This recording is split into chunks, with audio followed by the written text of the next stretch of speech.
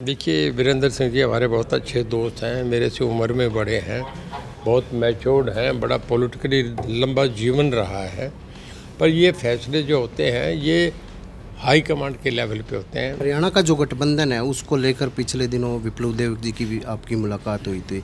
उसमें निर्दलीय के तौर पे आप मुख्य तौर से थे। इसमें ये कहा जा रहा था कि आगे आपको डिप्टी सीएम बनाया जा सकता है अगर गठबंधन टूटेगा तो। पर कुछ बातें ऐसी होती हैं जो उनके और हमारे बीच की थी, उसे बाद में मीडिया में शेयर नहीं कर सकता।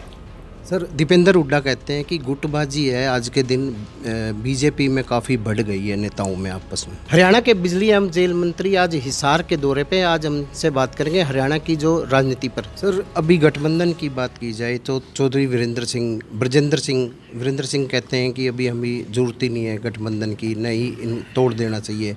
और सांसद भी कहते हैं कि किसी सहारे की ज़रूरत नहीं है हमें। तो इससे पार्टी को, बीजेपी को नुकसान हो रहा है, क्या कहेंगे? देखिए, वीरेंद्र सिंह जी हमारे बहुत अच्छे दोस्त हैं, मेरे से उम्र में बड़े हैं, बहुत मैच्योर्ड हैं, बड़ा पॉलिटिकली लंबा जीवन रहा है।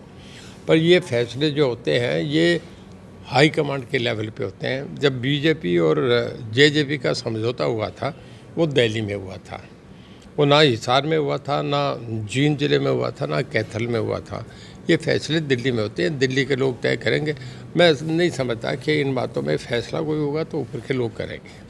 तो हरियाणा का जो गठबंधन है उसको लेकर पिछले दिनों विप्लव देव जी की भी आपकी मुलाकात हुई थी।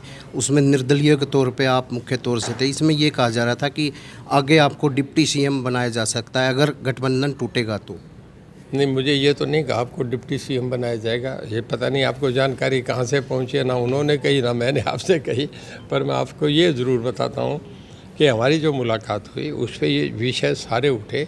गठबंधन का भी उठा, स्पोर्ट का भी उठा, हम कैसा फंक्शन कर रहे हैं, हमारे साथ बीजेपी लोगों के कैसे संबंध हैं, मुख्यमंत्री जी का मेरा कैसा रिश्ता है, और उसके बाद लोगों में मेरी डिलीवरी कैसी है। इन सब बातों पे उन्होंने जानकारी दी, मैंने उन्हें दी।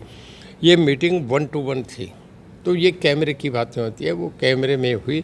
जब कुछ बाहर कहने की बात होगी तो हम तुरंत जो कहना था मैंने तुरंत नीचे आके कह दिया था। अब ये उन्होंने मेरे से जो पूछा, उन्हें जानकारी दी, मैंने उन्हें दे दी। अब वो दोबारा पूछेंगे तो और दे दूंगा। पर कुछ बातें ऐसी होती हैं जो उनके और हमारे बीच की थी, उसे बाद में मीडिया में शेयर नहीं कर सकता। सर, दीपेंद्र हुड्डा कहते हैं कि गुटबाजी है आज के दिन बीजेपी में काफ़ी बढ़ गई है नेताओं में आपस में। नहीं, हम तो समझते हैं कि बीजेपी के हमारे मुख्यमंत्री जी ऐसे हैं, वो तो हमें भी राजी रख के चल रहे हैं, जेजेपी को भी राजी रखे हैं, तो विद इन पार्टी तो सारा उनका बढ़िया है। मुझे तो एक भी खिलाफ बोलते नहीं नज़र आया।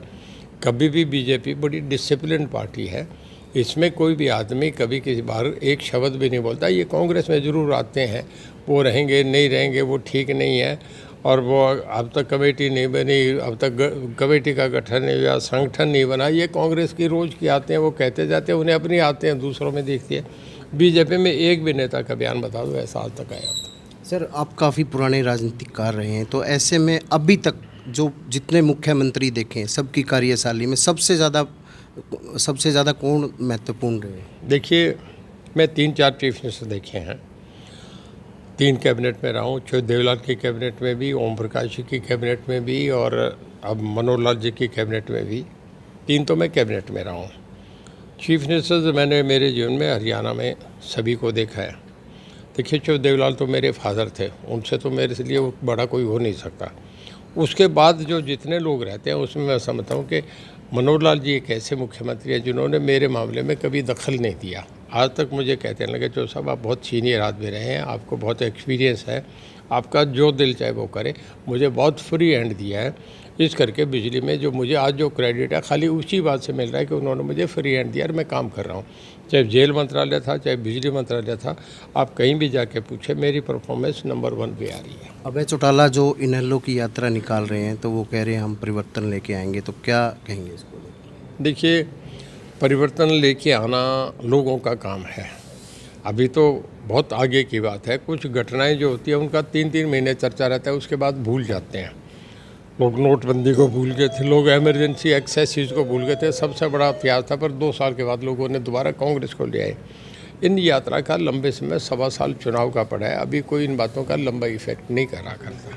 ये थे बिजली मंत्री रणजीत चौटाला। इनका स्पष्ट तौर से कहना था कि जो गरीब लोग हैं उनके बिजली के बिल माफ़ कर दिए गए हैं, और जो बिजली को लेकर हरियाणा में सबसे ज़्यादा हरियाणा नंबर 1 है, जिसमें लोगों को ज़्यादा से ज़्यादा बिजली की सुविधा दी जा रही है। प्रवीण कुमार, हिसार।